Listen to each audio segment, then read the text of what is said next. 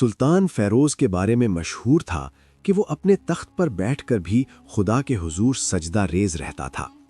اس کی آنکھوں میں وہ چمک تھی جو راتوں کو جاگ کر عبادت کرنے والوں کا مقدر ہوتی ہے، جسے اہل نظر نور ایمانی کہتے ہیں۔ اس کے دور حکومت میں شیر اور بکری ایک ہی گھاٹ سے پانی پیتے تھے اور کوئی سائل اس کے در سے خالی ہاتھ نہ لوٹتا تھا۔ تاہم وقت ہمیشہ ایک سا نہیں رہتا۔ جیسے جیسے ریاست نور میں دولت کی ریل پیل بڑھی، لوگوں کے دلوں پر غفلت کی گرد جمنا شروع ہو گئی۔ وہ تاجر جو کبھی دیانتداری کی قسمیں کھاتے تھے، اب سونے کے سکوں کی کھنک میں ضمیر کی آواز دبا رہے تھے۔ بازاروں کی رونقیں مسجدوں کی ویرانی کا سبب بن رہی تھیں اور توکل کی جگہ حرص نے لے لی تھی۔ سلطان جو اپنی رعایا کی نبض شناس تھا، اس بدلی ہوئی فضا کو شدت سے محسوس کر رہا تھا۔ وہ اکثر اپنی خاص مجلس میں اپنے وزیر با تدبیر خواجہ یحییٰ سے فرماتا، اے خواجہ، دیکھ رہے ہو، یہ دیوار و در تو سونے سے منڈھے جا رہے ہیں، مگر انسانوں کے دل ویران ہو رہے ہیں۔ جب رزق کی طلب رزاق کی یاد سے غافل کر دے تو سمجھ لو کہ زوال دستک دے رہا ہے۔ خواجہ یحییٰ سر جھکا کر ادب سے جواب دیتے، بے شک سلطان عالم، دولت کا نشہ شراب سے زیادہ گہرا ہوتا ہے، یہ آنکھیں کھول کر بھی انسان کو اندھا کر دیتا ہے۔ ایک شب جب پورا شہر خواب غفلت میں ڈوبا ہوا تھا، سلطان اپنی عبادت گاہ میں مراقبے میں بیٹھے تھے۔ اچانک ان کے دل میں ایک خیال، ایک الہام کی صورت اترا۔ انہیں محسوس ہوا کہ محض واز و نصیحت سے ان پتھر ہوتے دلوں کو موم نہیں کیا جا سکتا۔ حکمت کا تقاضا یہ تھا کہ انہیں ایک ایسے تجربے سے گزارا جائے جو ان کی روحوں کو جھنجھوڑ دے۔ اگلے ہی روز سلطان نے اعلان کروایا کہ بادشاہ سلامت ایک طویل اور پراسرار سفر کا ارادہ رکھتے ہیں اور وہ شہر کے تمام نامور تاجروں، امیروں اور سرداروں کو اپنے ساتھ لے جانا چاہتے ہیں۔ منادی کرنے والے نے بازاروں میں پکار پکار کر کہا، سنو اے اہل شہر، سلطان عالی شان نے خبر دی ہے کہ وہ وادی حیرت کی جانب کوچ کریں گے، جہاں ایک ایسا قدیم خزانہ موجود ہے جس کی قیمت کا اندازہ لگانا انسانی عقل سے باہر ہے۔ جو بھی اس سفر میں بادشاہ کا ہمراہی بنے گا، وہ اس خزانے میں سے اپنا حصہ پائے گا۔ خزانے کا نام سنتے ہی پورے شہر میں ہلچل مچ گئی۔ وہ تاجر جن کی توندیں حرام اور حلال کی تمیز کھو چکی تھیں، ان کی آنکھوں میں لالچ کی چمک امڑ آئی۔ ہر کوئی یہی سوچ رہا تھا کہ اگر بادشاہ خود اس خزانے کی تعریف کر رہا ہے تو یقیناً وہ ہیرے جواہرات کے پہاڑ ہوں گے۔ کسی نے یہ سوچنے کی زحمت نہ کی کہ سلطان جو دنیاوی مال و متاع سے بے نیاز ہے، اسے اچانک خزانے کی تلاش کی ضرورت کیوں پیش آئی؟ حرص نے عقل پر پردہ ڈال دیا تھا۔ مقررہ دن شاہی محل کے باہر ایک جمع غریب امڑ آیا۔ شہر کے بڑے بڑے سیٹھ اور تاجر اپنے بہترین گھوڑوں اور اونٹوں پر سوار ہو کر پہنچے۔ انہوں نے اپنے ساتھ بڑے بڑے خالی صندوق اور بوریاں باندھ رکھی تھیں تاکہ اس انمول خزانے کو بھر کر لا سکیں۔ ان کے لباس ریشمی تھے اور انگلیوں میں قیمتی انگوٹھیاں چمک رہی تھیں۔ ہر شخص کی زبان پر صرف نفع اور نقصان کی باتیں تھیں، اور وہ ایک دوسرے کو شک کی نگاہ سے دیکھ رہے تھے کہ کہیں کوئی دوسرا ان سے زیادہ مال نہ سمیٹ لے۔ تبھی محل کا بڑا دروازہ کھلا اور سلطان فیروز باہر تشریف لائے۔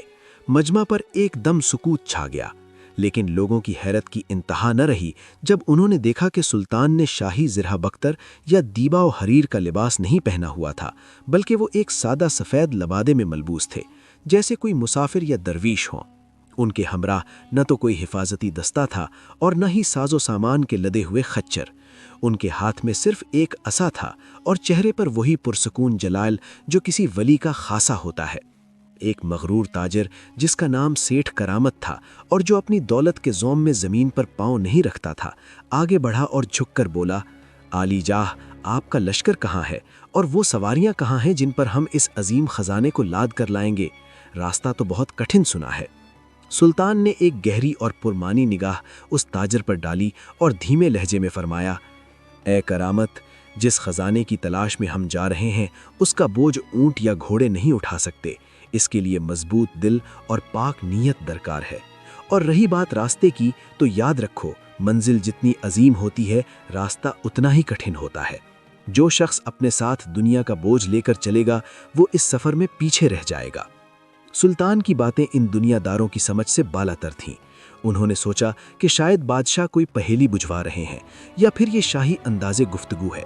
انہوں نے اپنے گھوڑوں کی لگامیں کس لیں اور اپنے نوکروں کو حکم دیا کہ خالی صندوقوں کی حفاظت کریں۔ انہیں یقین تھا کہ آخر میں جیت انہی کی ہوگی جو زیادہ سے زیادہ مال سمیٹ سکیں گے۔ قافلہ روانہ ہوا۔ شہر کی فصیلوں سے نکلتے ہی سرسبز کھیت پیچھے رہ گئے اور بنجر زمینوں کا سلسلہ شروع ہو گیا۔ سورج کی تپش میں اضافہ ہونے لگا۔ سلطان سب سے آگے پیدل چل رہے تھے۔ ان کی چال میں ایک عجیب ردھم اور ٹھہراؤ تھا۔ وہ اکثر آسمان کی طرف دیکھتے اور زیر لب کچھ ورد کرتے جاتے۔ ان کے پیچھے امیروں کا لشکر تھا جو گرد و غبار سے اٹے ہوئے تھے اور ابھی سفر کے آغاز میں ہی تھکاوٹ اور بیزارگی کا اظہار کر رہے تھے۔ پہلے پڑاؤ پر جب سورج ڈھلنے لگا اور افق پر سرخی پھیل گئی تو ایک عجیب منظر دیکھنے کو ملا۔ امیر تاجروں نے فوراً اپنے خیمے گاڑے اور اپنے لذیذ کھانوں کے دسترخوان بچھا دیے، جبکہ سلطان ایک پرانے درخت کے نیچے زمین پر بیٹھ کر اپنے تھیلے سے خشک روٹی کا ٹکڑا نکال کر پانی میں بھگو کر کھانے لگے۔ یہ دیکھ کر کچھ لوگوں کے دل میں حقارت جاگی اور کچھ کے دل میں خوف۔ سیٹھ کرامت اپنے ساتھیوں سے سرگوشی کرنے لگا، یارو مجھے تو لگتا ہے بادشاہ سلامت کا دماغ چل گیا ہے۔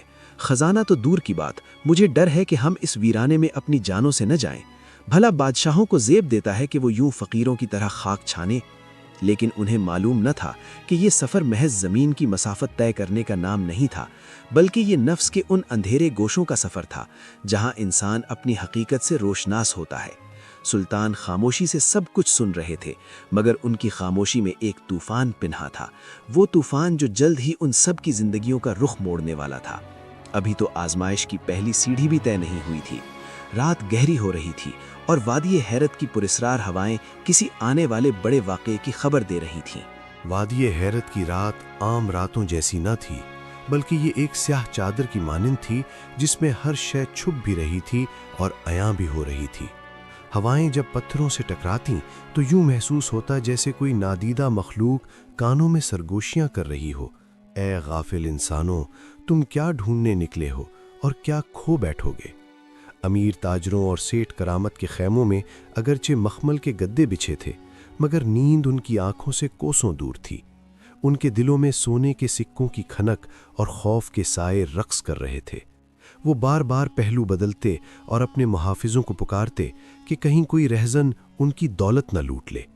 اس کے برعکس پرانے درخت کے نیچے سلطان ایک عجیب سکون میں محو استراحت تھے۔ ان کا بستر زمین تھی اور چھت آسمان۔ ان کے چہرے پر وہ اطمینان تھا جو صرف ان لوگوں کو نصیب ہوتا ہے جنہوں نے اپنا سب کچھ اپنے رب کے سپرد کر دیا ہو۔ یہ توکل کی وہ منزل تھی جہاں بادشاہت اور فقیری میں کوئی فرق باقی نہیں رہتا۔ صبح کاذب کا وقت ہوا تو ایک شور قیامت برپا ہو گیا۔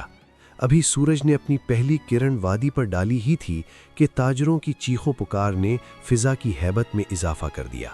معاملہ کچھ یوں تھا کہ راتوں رات پانی کی تمام مشکیں پراسرار طور پر خالی ہو چکی تھیں۔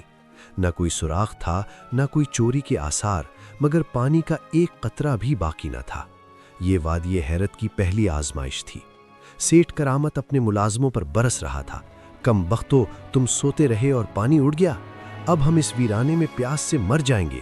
میری دولت، میرے ہیرے جواہرات کس کام آئیں گے اگر حلق ہی سوکھ گیا؟ تاجروں میں بھگدڑ مچی ہوئی تھی، ہر کوئی دوسرے پر الزام دھر رہا تھا۔ خوف ان کے چہروں سے عیاں تھا، موت کا خوف جو انسان کو جانور بنا دیتا ہے۔ لیکن اس ہنگامے کے درمیان سلطان اپنی جگہ سے اٹھے۔ ان کے چہرے پر نہ کوئی شکن تھی نہ گھبراہٹ۔ انہوں نے خالی مشق کو دیکھا اور پھر آسمان کی طرف نگاہ اٹھائی۔ ان کے ہونٹوں پر ایک دھیمی مسکراہٹ تھی، جیسے وہ اس آزمائش کا راز پا گئے ہوں۔ پانی نہ ہونے کے سبب انہوں نے مٹی سے تیمم کیا اور فجر کی نماز کے لیے کھڑے ہو گئے۔ یہ منظر عجیب تھا، ایک طرف دنیا دار پانی کے لیے چیخ رہے تھے اور دوسری طرف ایک بادشاہ مٹی سے پاکیزگی حاصل کر رہا تھا۔ یہ پیغام تھا کہ جب اسباب ختم ہو جائیں تو مسبب الاسباب کی طرف رجوع کرنا ہی دانشمندی ہے۔